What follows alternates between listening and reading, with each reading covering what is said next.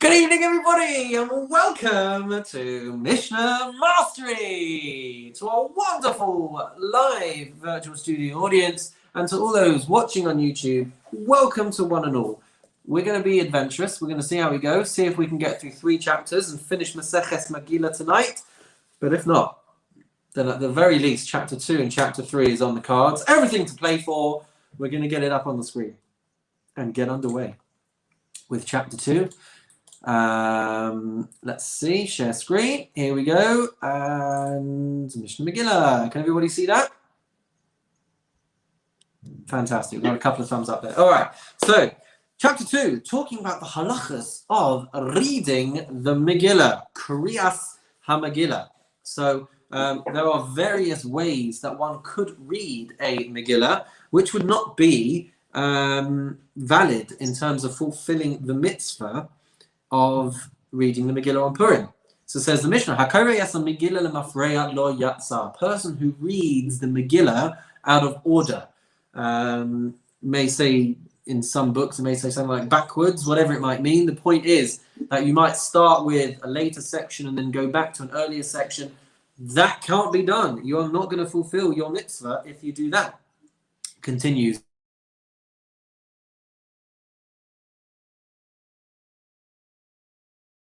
People are panicking, wanting to get in touch with me.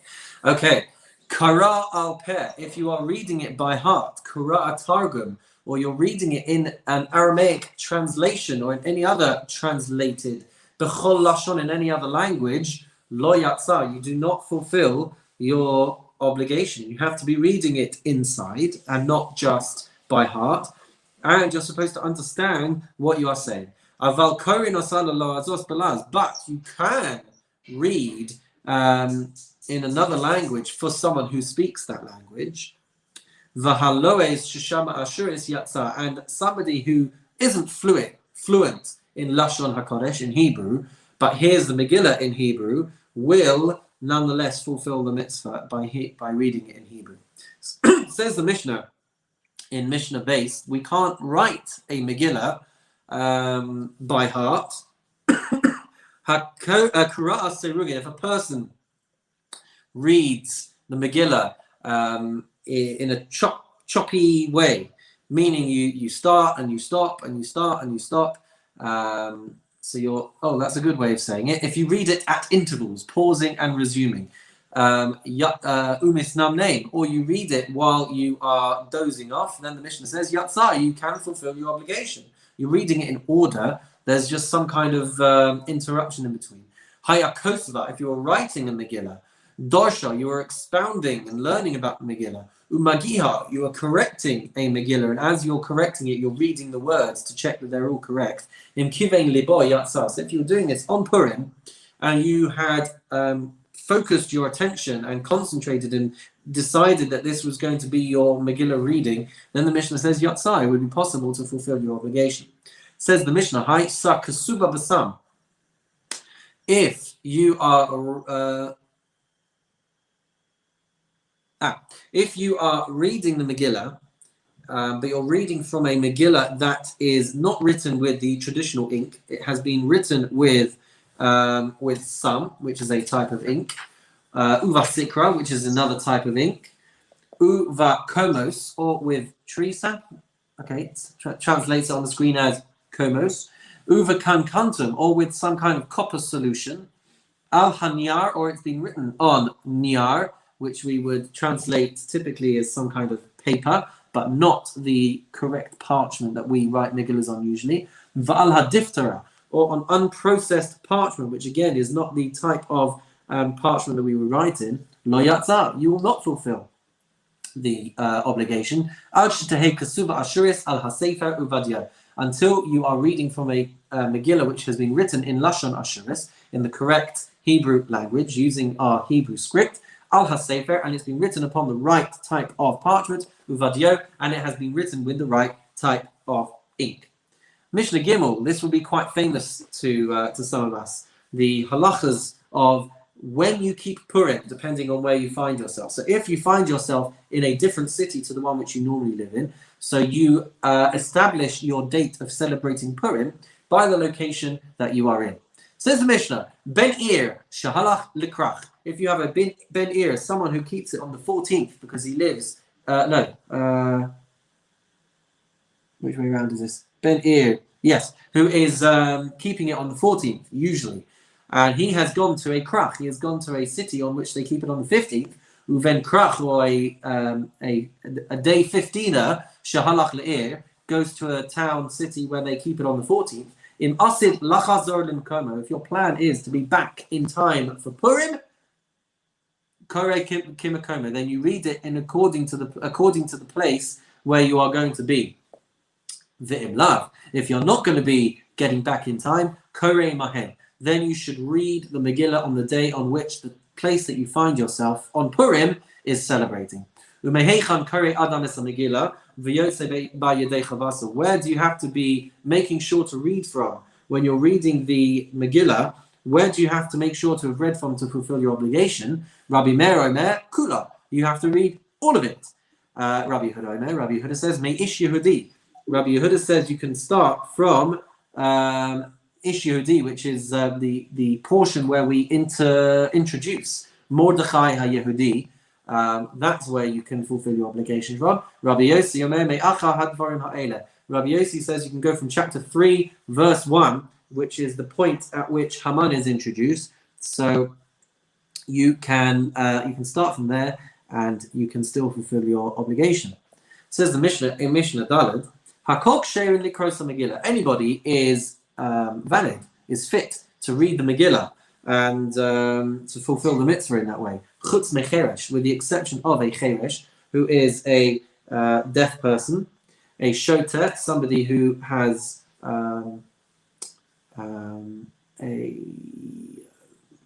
some kind of mental disability, v'katan, and a minor under the age of bar mitzvah. These people are not able to read on behalf of others and to be able to fulfill the mitzvah through their reading. Rabbi Yehuda, however, machshir b'katan, he actually does permit a katan to fulfill the mitzvah through reading the Megillah. Ein korin es a Megillah, one should not read a Megillah, the Megillah. V'lo malin, should not perform a bris milah. V'lo tovlin, should not immerse in a mikveh. V'lo mazin, and should not sprinkle water, the water of purification. For someone who become tamei through coming into contact with a corpse. So the ashes of the para aduma and the water that would be sprinkled on day 3 and day 7 of the purification process, that process should not be done. V'chein shomeres yom keneged yom, and similarly, someone who needs to immerse in a mikvah and wait till the end of the day before they are considered pure again, lo sitbol, they should not immerse in the mikvah ad shetanei tzachama, until the sun is up. So all of those processes and all of those mitzvot should not be done until it is daytime.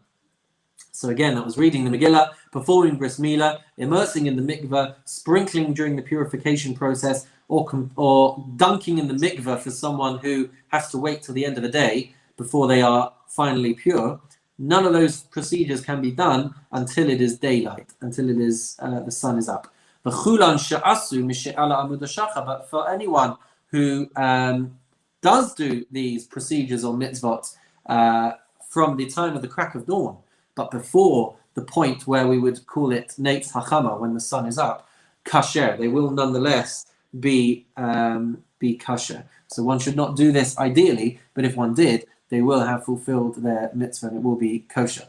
Mishnah Hay, 21 mitzvahs, that can only be done in the day, ideally from sunrise to sunset. Kol hayam kasher likriyas Megillah. The entire day is valid to be able to fulfill the mitzvah of reading Megillah, v'likriyas halal, and for reciting halal, v'litkiyas shofar, for blowing the shofar on Rosh Hashanah, v'lenetilas lulav, shaking the lulav during Sukkot, v'litfilas hamusafin, praying the prayer of Musaf on Rosh Chodesh, on Yom Tov, whenever it might be, v'la musafin, and the actual korban of a korban musaf on these days, u'levidui haparim, the confession that would be done for a sacrifice that is brought, the community sacrifice that would be brought in an instance where the Sanhedrin or the Kohen Gadol had erroneously told the people to do something which was forbidden by the Torah, but they said it was permitted.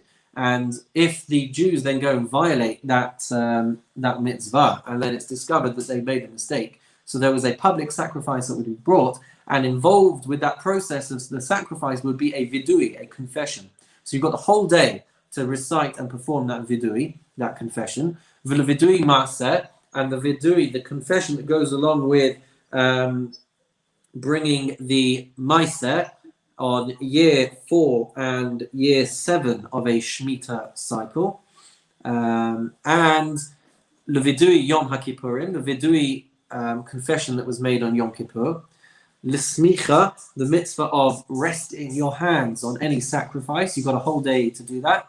L'shchita, to be able to start the sacrificial process of a korban. L'tnufa, waving the offerings that need to be waved as part of a korban. Hagasha, the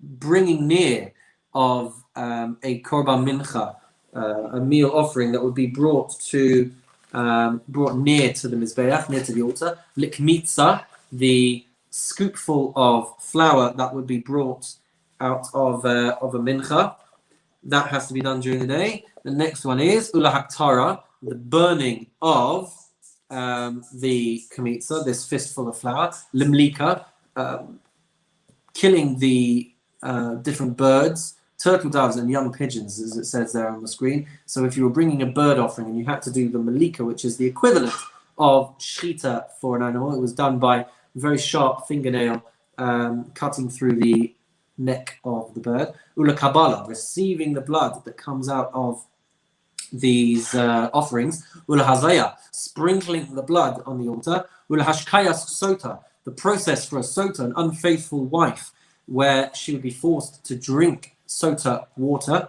that would be during the day. V'la arifas egla, if you were having to break the neck of the egla arufa, which is the procedure that was done when you found a corpse outside a city and you don't know to which city or town the person belonged. Ula taharas hamatzora, and the purification process of the matzora. All of these 21 mitzvahs should be started during the day.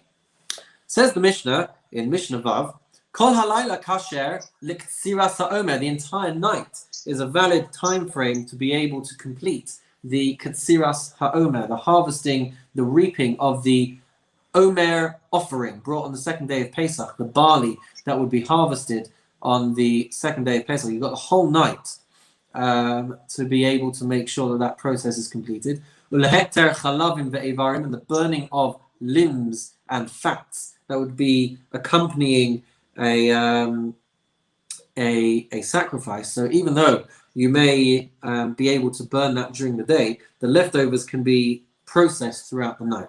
Zehaklau, says the Mishnah, general rule: Davar shemitzvaso bayom, anything which is commanded to be done during the day, kasher kol hayom, is valid and can be done throughout that entire day. Davar shemitzvaso balayla, a mitzvah where there's a commandment that it can be done at night, kasher kol halayim. You have the whole night to be able to do that. And if your brains are churning, then you'll think back to that very first Mishnah, all the way back in Maseches Brachos, where we're talking about how long is the time frame for being able to say the Shema at night. And we end up concluding that actually you do have the whole night to be able to complete that mitzvah. And if you remember, there was a safeguard in place that it was only until Chatzos Halayla, midway through the night, that you'd be able to complete that mitzvah. But actually, we said in many instances, or in a few instances, you have the whole night to do it. But ideally, you should try and get those things finished by midway through the night. Either way, mazel tov everybody on completing chapter 2. And with that, unless you've got some questions, we will move on to chapter 3. And we've been talking about the halachos with regards to reading the Megillah. And so now we're actually going to be delving into the world of the halachos of reading from the Torah, Kriyas Torah. And since we're talking about Sifrei Torah, Torah scrolls, which have the highest sanctity, we're going to be talking a bit about the hierarchies of sanctity. So says the Mishnah in Mishnah Aleph, B'nei ha'ir shamachru rechova shel ir. If the residents of a town have to sell a town square, what's so significant about a town square? It has a, do we say quasi or quasi, or or some other variation of that word? But it's kind of a semi-kedushas beis hakneses situation going on. It has a semi-level of, semi-degree of sanctity, because it would be a place where people would gather for prayer in the event of a tanis, as we discussed back in the Seches Tanis. So if you are having to sell a town square, what can you use the proceeds from that sale to be able to buy? So the Mishnah says, Lokchin b'damav beis hakneses. You can use those funds to purchase something with a greater level of sanctity, like a beis hakneses, like a shul. Beis hakneses, what if you have to sell a shul? Then lokchin teva. Then you can use it to buy an ark, which is used to house holy scrolls. Teva, if you're having to sell an ark, lokchin mitpachos. You'd be allowed to buy the cloths that you wrap a Sefer Torah in. Mitpachos lokchin sparim. If you are selling the cloths, then you'd be allowed to use the money to purchase actual scrolls of, it says on the screen there, of Nevi'im and Ksuvim. Safarim, if you were selling scrolls of Nevi'im and Ksuvim, then you would be allowed, lokchin Torah, you'd be allowed to buy a Torah scroll. Aval, in Machru Torah, but if you are selling a Torah scroll, lo yikhu sfarim, you can't go and buy these lower level sanctity scrolls of Nevi'im and Ksuvim. Sfarim, if you are selling Nevi'im and Ksuvim, lo yikhu mitpachos, you wouldn't be allowed to buy the wrappings. Mitpachos lo yikhu teva, you wouldn't be allowed to buy an ark. Teva lo yikhu beis hakneses, you wouldn't be allowed to buy a shul if you were selling an ark. Beis hakneses, if you were selling a beis hakneses, lo yikhu es archov, you would not be able to buy a public square. V'chein b'mos rehen, and this is the case as well. Where are we in the? That's interesting. Just trying to find where we are in the English, and I don't think we are. V'chein b'mos rehen. Most rehen is what? Is the profits? Help me out, as in profits? It's the surplus funds. Yeah. So what's the story there? That you can't use the surplus funds to buy lower level degrees of sanctity?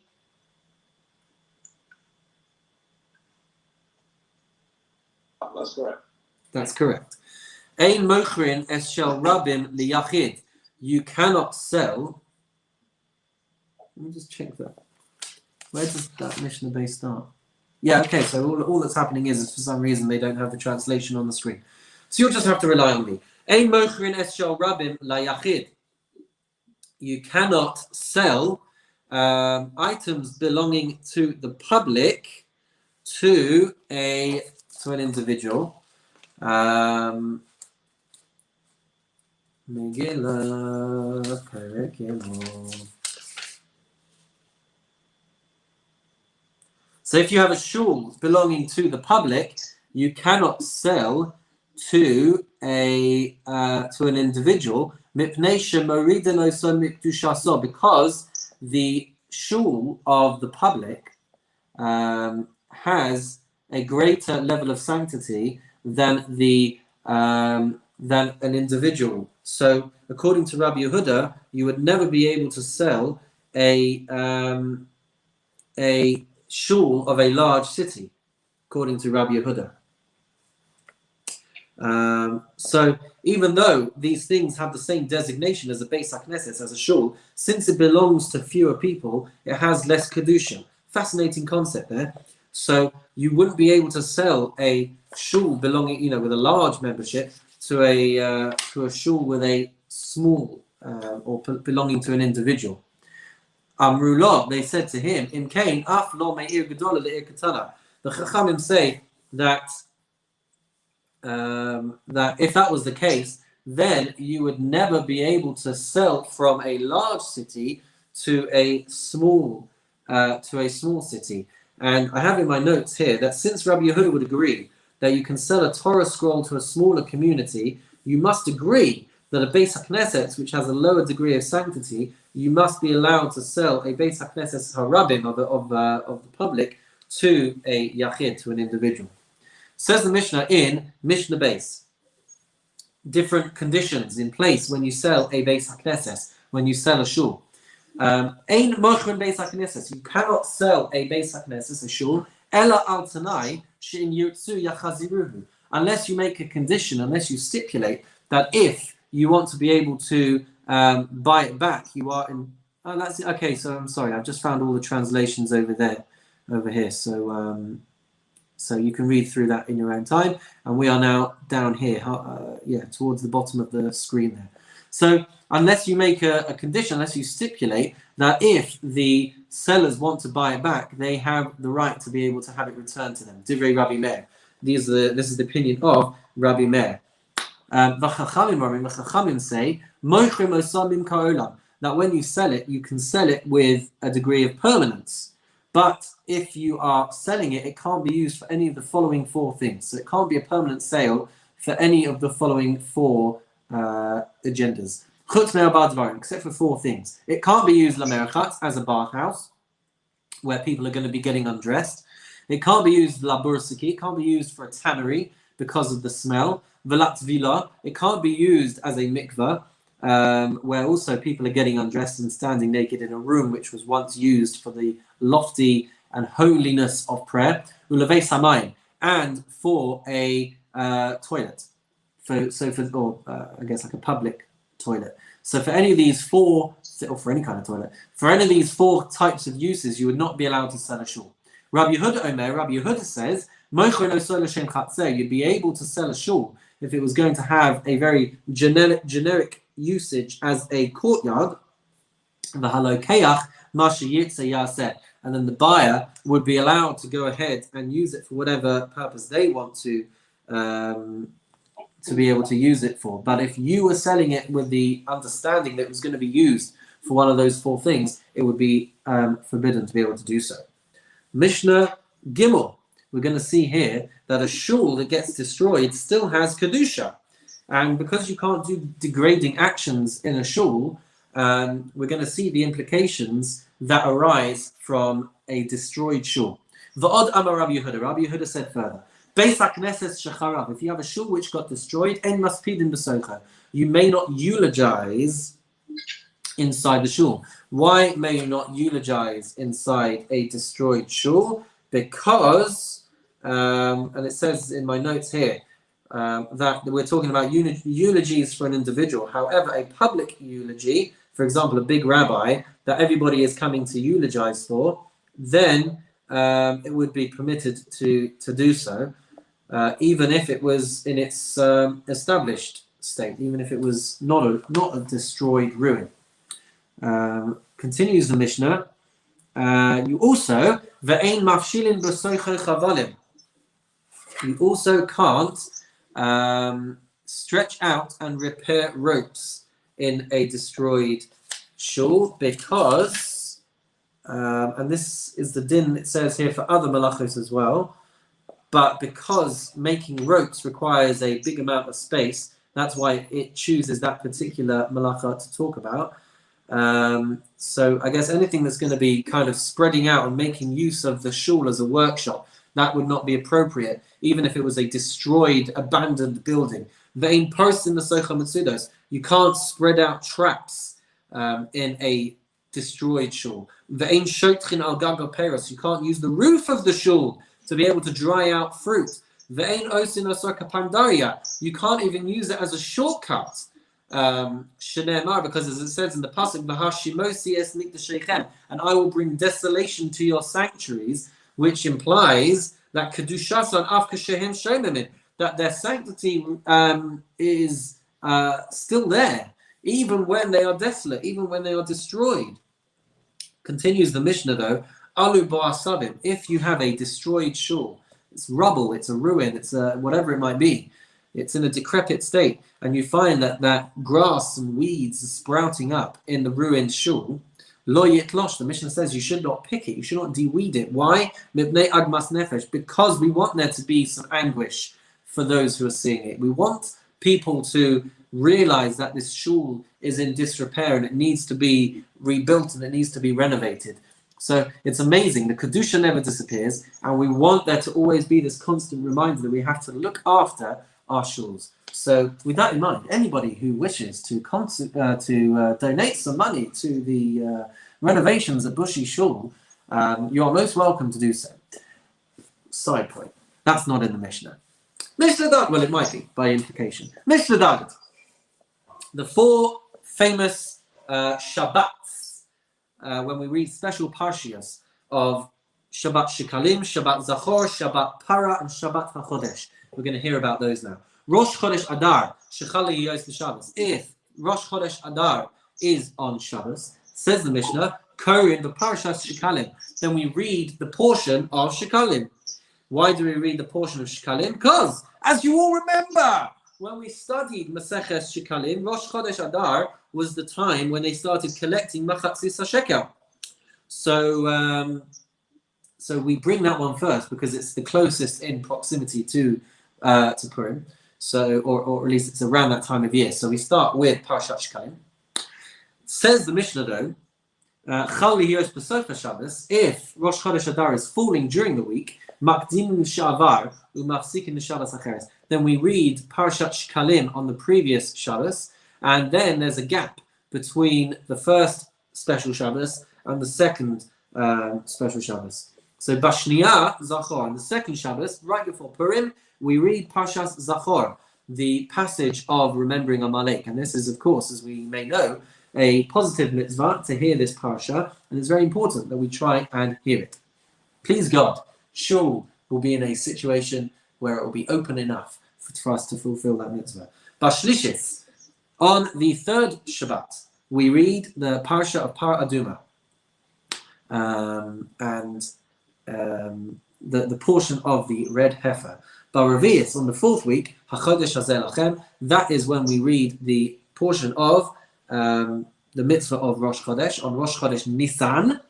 And B'chamishis, on the fifth week, Chozrin L'Chesidron. On the fifth week, we get back into regular service and no additional readings are included.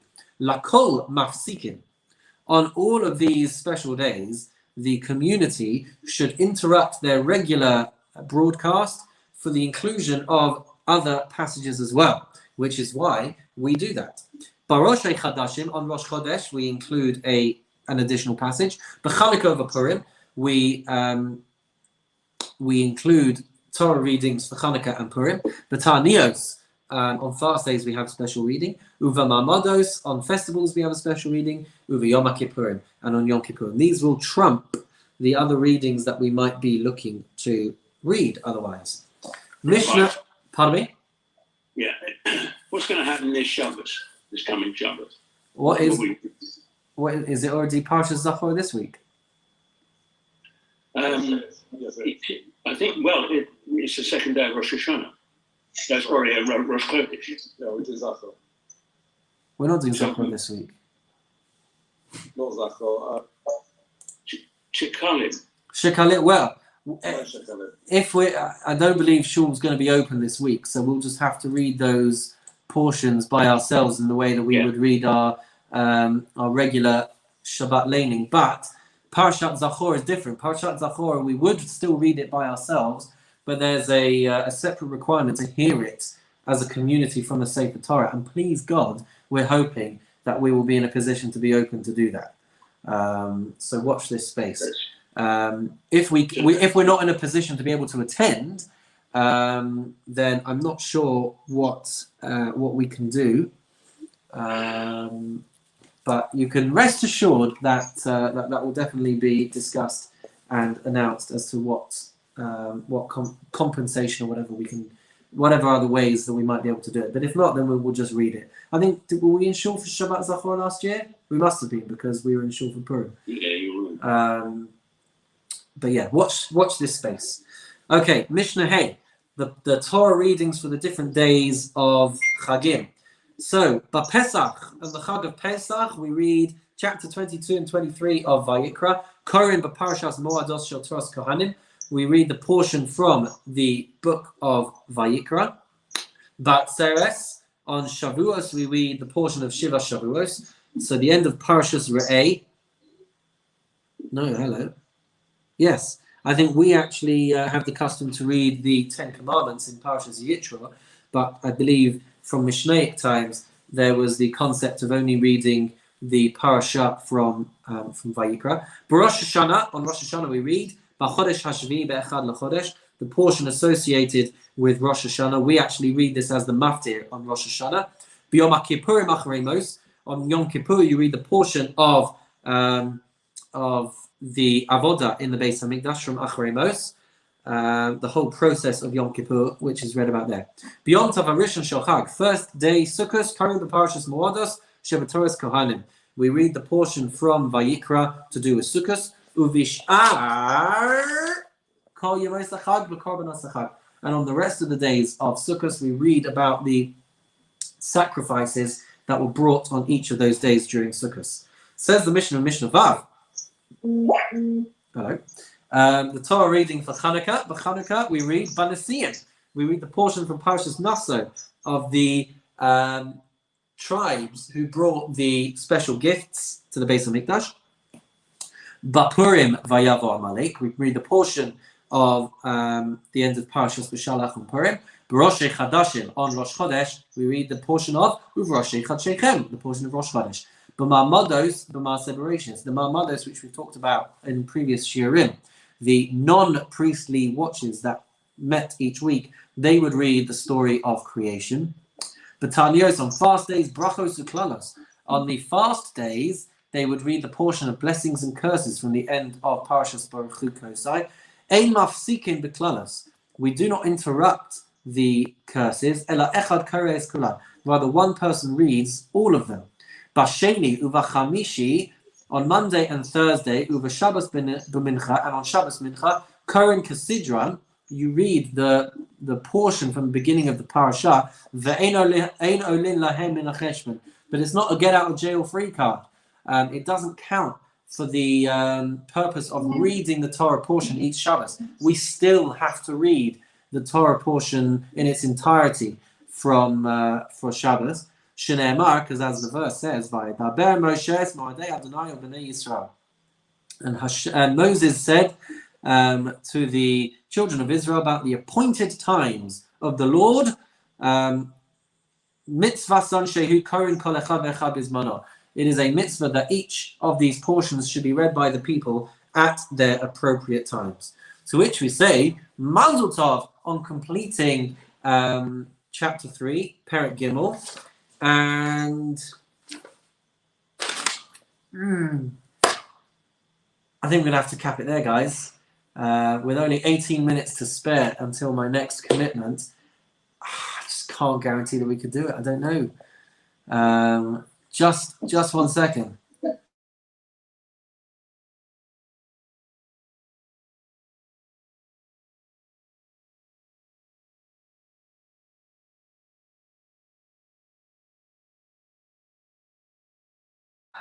Okay, guys. As much as I'm so tempted to try and plow through that chapter and get us finished with Maseches Megillah tonight, I think I should be a responsible husband, especially since we're doing date night, right? It doesn't make sense to upset my wife on such an evening, such an occasion. So with that in mind, ladies and gentlemen, we will end it there for tonight, and I will wish everybody Mazel Tov on completing 2 chapters. Next week we will, please God, finish the final chapter of Maseches Megillah and see how much we can get through of Moed Katan. But in the meantime, I wish everybody a wonderful and meaningful night. Take